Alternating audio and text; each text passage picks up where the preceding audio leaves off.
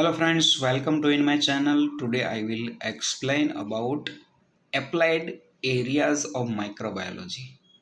इस lectures video के अंदर हम देखने वाले हैं कई सारे एरिया की जो माइक्रोबायोलॉजी का जो फील्ड है उसके साथ जुड़े हुए हैं। ठीक है, तो सबसे पहले शुरुआत करते हैं मेडिकल माइक्रोबायोलॉजी से। ये मेडिकल माइक्रोबायोलॉजी का फील्ड है वो हेल्थ से जुड़ा है। किससे जुड़ा है? हेल्थ। इस फील्ड के अंदर जो आप स्लाइड के ऊपर देख रहे होंगे, कॉजेटिव एजेंट ऑफ डिसीज को, डिसीज कॉज करने वाले जो एजेंट उसको हम पैथोजन बोलते हैं। क्या बोलते हैं बच्चों? पैथोजन। ये पैथोजन है, वो पैथोजन कोई स्पेसिफिक डिसीज कॉज करने के लिए सक्षम होता है। इस पैथोजन उसको सबसे पहले आइडेंटिफाई करना पड़ता है। क्या करना पड़ता है बच्चों? आइडेंटिफाई कि कौन सा पैथोजन है कि जो उसने वो डिसीज किया है। ठीक है, उसके बाद इस आइडेंटिफिकेशन के बाद उसके अकॉर्डिंग हम डायग्नोस्टिक प्रोसीजर लगाएंगे। क्या लगाएंगे? Diagnostic procedure. कौन सी प्रोसीजर हम अप्लाई करेंगे कि ये डिसीज है वो कम हो जाए और डिसीज है वो दूर हो जाए। ठीक है, उसके बाद प्रिवेंटिव मेजर्स, ये सारी बात मेडिकल माइक्रोबायोलॉजी है उस फील्ड के साथ जुड़ी हुई है। ठीक है, सेकंड देखते हैं एक्वाटिक माइक्रोबायोलॉजी। ये एक्वाटिक माइक्रोबायोलॉजी वाटर से जुड़ा है। किससे जुड़ा है बच्चों? वाटर से जुड़ा है। Water purification first. जो वाटर पीने लायक है, जो पानी पीने लायक है वो कितना प्योर होना चाहिए। ठीक है, वो प्योर कब हम उसको बोल सकते हैं कि ये वाटर हम पी सकते हैं? तो उसके लिए माइक्रोबायोलॉजिकल एग्जामिनेशन, माइक्रोबायोलॉजिकल कई सारी टेक्निक्स है, कई सारी जो टेस्ट है, प्रोसीजर्स है, वो हम करते हैं। उसके बाद हम देख सकते हैं कि वाटर प्योर है या अनप्योर है। ठीक है, दूसरी बात वेस्ट वाटर। दूसरा है वेस्ट वाटर, जो वाटर हम यूज में लेते हैं, रूटीन के यूज के अंदर जो वाटर आता है। दूसरा इंडस्ट्रियल वाटर भी है कि इंडस्ट्री के अंदर जो वॉशिंग में यूज होता है, ठीक है, क्लीनिंग पर्पज के लिए। तो वो सारा पानी जो है वो वेस्ट वाटर कहा जाता है। क्या कहा जाता है? Waste water. ये वेस्ट वाटर है वो डायरेक्टली हम किसी भी वो रिवर या किसी भी पॉन्ड्स के अंदर हम डायरेक्टली नहीं वो हम डाल सकते हैं। इस वेस्ट वाटर को हम थोड़ा सा उसके अंदर कई सारी जो प्रोसीजर लगा के ये वेस्ट को, कम वेस्ट वाटर या तो जो वेस्टेज मटेरियल है उसको हम दूर कर देते हैं। ठीक है, कई सारे ऑर्गेनिक और इनऑर्गेनिक जो कंपाउंड है वो इस वेस्ट वाटर ट्रीटमेंट के थ्रू हम उसको दूर कर देते हैं। ठीक है, दूसरी बात इकोलॉजी इसके साथ जुड़ी हुई है एक्वाटिक माइक्रोबायोलॉजी के साथ, क्योंकि पानी है वो भी एक इकोलॉजी का पार्ट है। ठीक है, दूसरी एक्वाटिक माइक्रोबायोलॉजी के ऊपर मैंने एक लेक्चर्स वीडियो कोलीफॉर्म का कोई टॉपिक है एक, वो मेरे चैनल के ऊपर है, आप देख सकते हो। ठीक है, इसके बाद हम आगे देखते हैं arrow microbiology. What is arrow microbiology? जब हमको स्नीजिंग, कफिंग होती है तब हमारी बॉडी में से छोटे छोटे ड्रॉपलेट्स बाहर निकलते हैं। क्या निकलते हैं? छोटे छोटे ड्रॉपलेट्स। ये ड्रॉपलेट्स है वो एयर के अंदर मिलजुल जाते हैं। ठीक है, उसको एरोजोज बोलते हैं, एरोजोल। ठीक है, आप देख रहे होगे ये इस प्रकार के कुछ एरोजिस होते हैं। वो हमारी जो कफिंग और स्नीजिंग के टाइम हम वो अपनी बॉडी में से, हमारी बॉडी के अंदर तो वो कहीं कोई वायरल इन्फेक्शन हुआ है हमें या तो कोई बैक्टीरियल इन्फेक्शन है, तो वो माइक्रो ऑर्गेनिज्म है वो हमारी जो स्नीजिंग और कफिंग के टाइम वो बाहर निकलते हैं। और वो हैंड टू हैंड कांटेक्ट, ये आप देख रहे होंगे कांटेक्ट ट्रांसमिशन। ठीक है, कि टच करने से या तो कोई अपनी एकदम नज़दीक है तो तब हम वो जो छींकते हैं तब हमारी बॉडी में से निकला हुआ ड्रॉपलेट्स उसकी जो ब्रीदिंग के अंदर आता है तो वो अंदर ले लेता है, तो इससे ये ट्रांसमिट होता है। क्या होता है बच्चों? ट्रांसमिट होता है। और कंटामिनेशन है वो ब्रॉड लेवल हो जाता है। ठीक है, उसका मेन एग्जांपल आपको बताऊँ तो कोविड-19। थोड़े समय पहले हमने देखा कोविड-19 को इसी उसकी जो ट्रांसमिशन की प्रोसेस है वो इसी प्रकार से कुछ ट्रांसमिशन की प्रोसेस देखने को मिली थी। ठीक है, देन आगे देखते हैं फूड माइक्रोबायोलॉजी कि हमारे जो खाने की जो सारी जो बातें हैं उसके साथ भी माइक्रोबायोलॉजी जुड़ा है। फूड प्रिजर्वेशन एंड प्रिपरेशन, ये दो वर्ड्स आपको ये सारा फील्ड जो फूड माइक्रोबायोलॉजी का है वो दिखा देता है। सबसे पहले प्रिजर्वेशन। प्रिजर्वेशन क्या है? किसी की फूड को हम स्टोर करके रखते हैं लॉन्ग या शॉर्ट टाइम पीरियड के लिए। ठीक है, तो हम ये स्टोर करना है तो कई सारे जो केमिकल प्रिजर्वेटर्स है वो प्रिजर्वेटर हम ये फूड के अंदर ऐड कर देते हैं।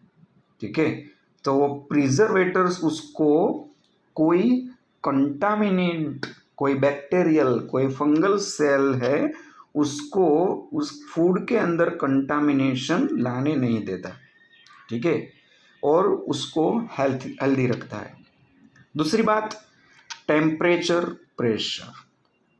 अगर हम टेम्परेचर और प्रेशर के अंदर चेंजेस कर दें तब भी वो फूड है वो विदाउट एनी कंटामिनेंट रह सकता है। ठीक है, आपको पास्चुराइजेशन प्रोसेस ऑफ मिल्क की जो पास्चुराइजेशन प्रोसेस है वो आप सभी को पता होगा कि पास्चुराइजेशन में क्या है, टेम्परेचर है मिल्क का वो ही हम चेंज करके उसको स्टोर करते हैं। दूसरी बात बताइए प्रिपरेशन। कई सारी जो प्रोसेस है फूड की उसको ये फूड को हम स्टोर करने के लिए या तो ब्रॉड या लॉन्ग टर्म या शॉर्ट टर्म के लिए हम प्रिपरेशन है वो करते हैं। फूड की कई प्रिपरेशन है, वो प्रिपरेशन करने के बाद उसको हम पैक करते हैं। ठीक है, तो ये पैक करने के बाद हम उसको हेल्थी रख सकते हैं। दूसरी बात कि कई बार कोई गलती के कारण फूड है वो प्रिजर्व प्रॉपरली नहीं हुआ। ठीक है, तो वो प्रिजर्व प्रॉपर नहीं हुआ तो कई सारे जो फूड बॉर्न डिसीज वो फूड खाने के बाद हमको हो सकते हैं। ठीक है, तो ये फूड बॉर्न डिसीज है उसको हम कैसे प्रिवेंट कर सकते हैं, कैसे रोक सकते हैं, ये सारी की सारी बात ये फूड माइक्रोबायोलॉजी के फील्ड के अंदर देखने को मिलती है। देन एग्रीकल्चरल माइक्रोबायोलॉजी, जो क्रॉप है वो सॉइल के अंदर हम जो क्रॉप है उसको सीडलिंग कर देते हैं क्रॉप के लिए।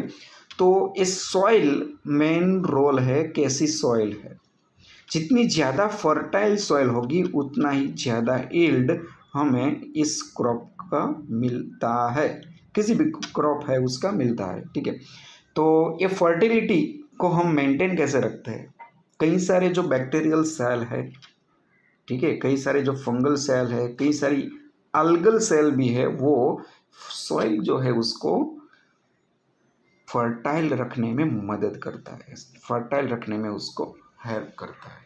ठीक है, और दूसरी बात वो जो फील्ड है उसके अंदर किसी भी क्रॉप है उसको कभी प्लांट डिसीज यानी कि किसी वायरस है उसका इन्फेक्शन वो लग जाता है, तब ये फील्ड के अंदर की जो क्रॉप है उसको हम कैसे इस इन्फेक्शन है या तो कोई डिसीज़ लगा हुआ है तो हम कैसे उसको रिमूव कर सकते हैं, कैसे दूर कर सकते हैं, इस सारी की सारी बात एग्रीकल्चरल माइक्रोबायोलॉजी का फील्ड है उसके अंदर देखने को मिलती है।